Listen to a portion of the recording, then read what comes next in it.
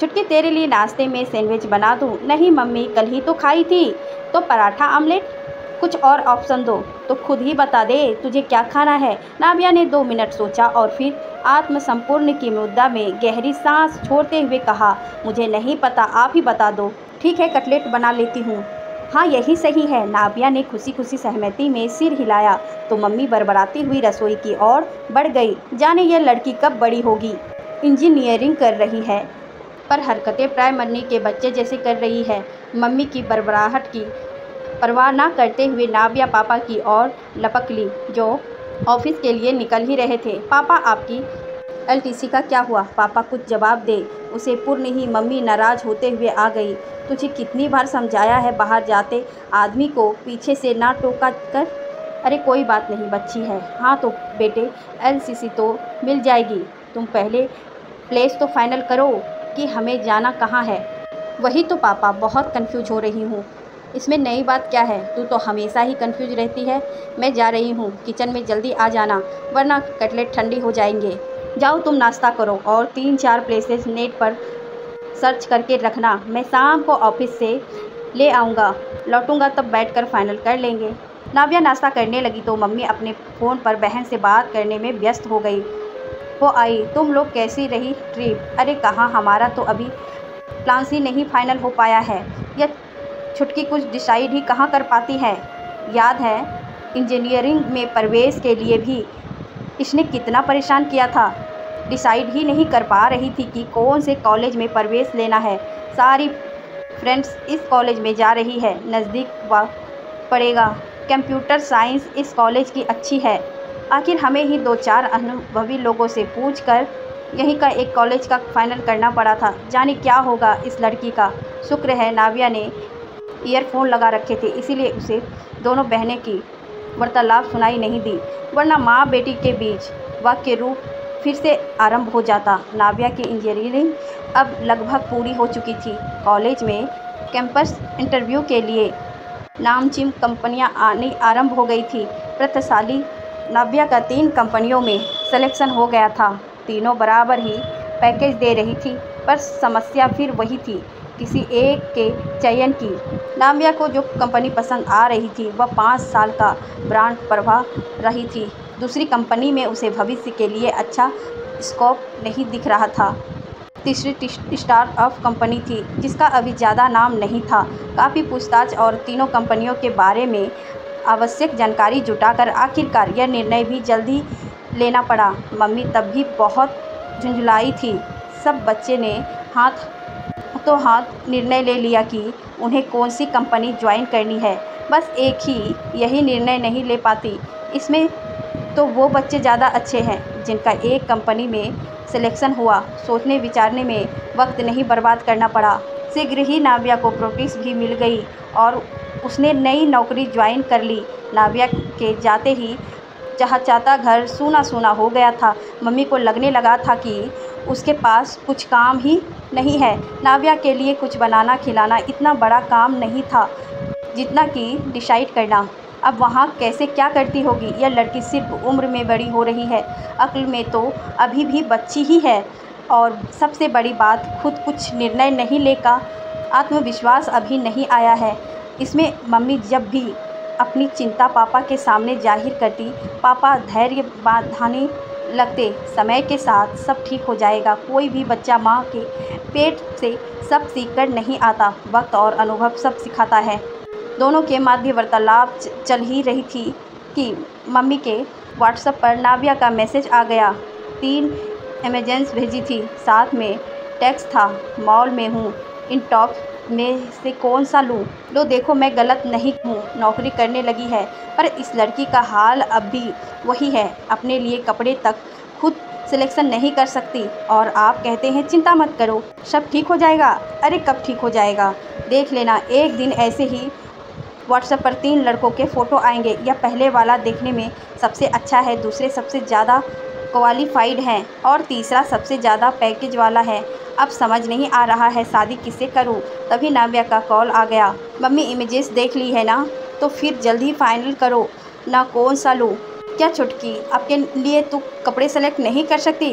अब इतने सारे कपड़े में से ये 3 टॉप मैंने ही तो सेलेक्ट किए हैं ना। देखो यह पिंक वाला, इसका कलर बहुत प्यारा है, मैंने तीनों की ट्रायल ले ली है। वो दूसरा स्वेलिनिस वाला, इसकी फिटिंग बहुत अच्छी है, पर मैं सोच रही हूँ कि यह तीसरा ब्लू वाला ले लूँ। पिछले वीक जो 2 नए जीन्स ली थी ना, उन पर ये जम जाएगा। ठीक है, फिर ब्लू ही ले ले। अब मैं चाय बनाने जा रही हूँ, तेरे पापा से बात कर ले।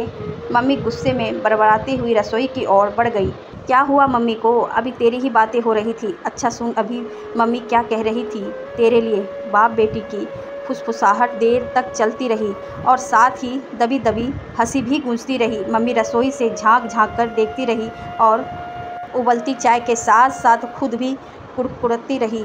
बातचीत समाप्त होते होते चाय की ट्रे आ चुकी थी। आप भी ना बच्चे के साथ बच्चे बन जाते हैं। मान गई ना तुम भी कि वह अभी बच्ची है।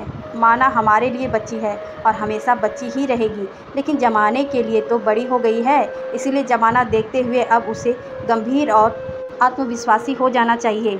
वह गंभीर थी, इसीलिए मैं तो उसे हंसाने का प्रयास कर रहा था। उसकी कंपनी जल्द ही कर्मचारियों की छटनी करने वाली है। क्यों, इसे तो नहीं निकाल रही है ना? मम्मी एकदम चिंतित हो उठी थी। यद्यपि इस बार चिंता का कारण दूसरा था, अर्थात मंदी तो चल ही रही थी। फिर आजकल मैनुअल वर्क की डिमांड कम होती जा रही है, सारा काम कंप्यूटर साइन हो रहा है, तो कर्मचारियों की छुट्टी तो करनी पड़ेगी ना। ओ फिर क्या दूसरी जॉब ढूंढ रही है? मिल जाएगी। वैसे तो उसकी कर्म डाटा को देखते हुए उसे वहाँ भी कोई खतरा नहीं है, पर 2 साल हो गए हैं तो वह खुद ही चेंज करना चाहती है। खुद ही ढूंढ रही है, यह तो खुद ही करना पड़ेगा। आजकल बहुत सारी वेबसाइट पर जॉब रिक्वायरमेंट निकालती रहती है। जल्द ही नाविया के दूसरी कंपनी में सिलेक्शन खबर भी आ जाएगी, और भी अच्छे पैकेज पर। इंटरव्यू के पूरे 8 राउंड हुए थे। मम्मी सब एक ही दिन में अब 2 महीने बाद ज्वाइन करना है। वो इतनी सैलरी के लिए मान गई। काफ़ी नेगोशिएट करना पड़ा मम्मी। फिर मेरे पास तो एक और कंपनी का ऑफ़र लेटर भी आया था, तो डर की कोई बात नहीं थी, इसीलिए मैंने खुलकर बात की। पैनल के सारे मेंबर्स मुझसे बहुत प्रभावित नज़र आ रहे थे। घंटी बजी है, लगता है खाना आ गया है। आ गया है से क्या मतलब? खाना तो बाई बना कर गई होगी ना? अरे नहीं, उसे तो पिछले वीक ही हटा दिया था। बहुत ही बकवास खाना बनाने लगी थी। अभी सामने वाली मेज़ से मंगवाना शुरू किया है। अच्छा बताया नहीं तूने? छोटी छोटी समस्याएं बताकर परेशान नहीं करना चाहती मैं आपको। यूँ तो मैंने कल घर में पेस्ट कंट्रोल भी करवाया है। इधर थोड़ा मलेरिया फैल रहा है, इसीलिए। हाय राम, यह भी नहीं बताया तूने? तू तो ठीक है ना? इसीलिए नहीं बताया था। आप बेकार की चिंता करने लग जाती हैं। अच्छा, अब एक अच्छी खबर, मैं अगले महीने घर आने का प्लान बना रही हूँ। छुट्टियों का कॉम्बिनेशनल देकर फ्लाइट्स बुक करवाती हूँ, फिर आपको बताती हूँ। हाँ हाँ जल्दी बताना, और हो सके तो होली पर आने की कोशिश करना। फ़ोन बंद करते हुए माँ सोच में डूब गई थी। क्या वाकई अभी छुट्टी से ही बात हो रही थी? कितनी आत्मविश्वास भरी आवाज़ थी। होली पर आ जाएगी तो अच्छा रहेगा। उसे रंगों से खेलना बहुत पसंद है। गुजिया पकौड़ी भी कितने चाव से खाती है। माँ की सलाह का ख्याल रखते हुए नाविया ने होली के टाइम का टिकट बुक करवाया और माँ को सूचित कर दिया। उत्साह से लवरेज माँ अपनी वही खुशी बहन के साथ शेयर करने लगी। छुटकी होली पर आ रही है, कम से कम 4-5 दिन पहले तो लगना ही पड़ेगा मुझे, तब उसकी पसंद के सारे पकवान तैयार कर पाऊँगी। लड्डू मठरी अलग से बनाऊँगी। वैसे उसे वहाँ खाने की कोई प्रॉब्लम नहीं है, ऑफिस में सब मिलता है। लंच जूस स्नैक्स मैं तो ऐसे ही अपनी संतुष्टि के लिए भेज देती हूँ। रितु के लिए कहना है? हाँ बोल दूँगी। चाहे तो रितु खुद ही बात कर ले उससे, या उसके आकर मिल ले। होली पर आ जाते तो रही।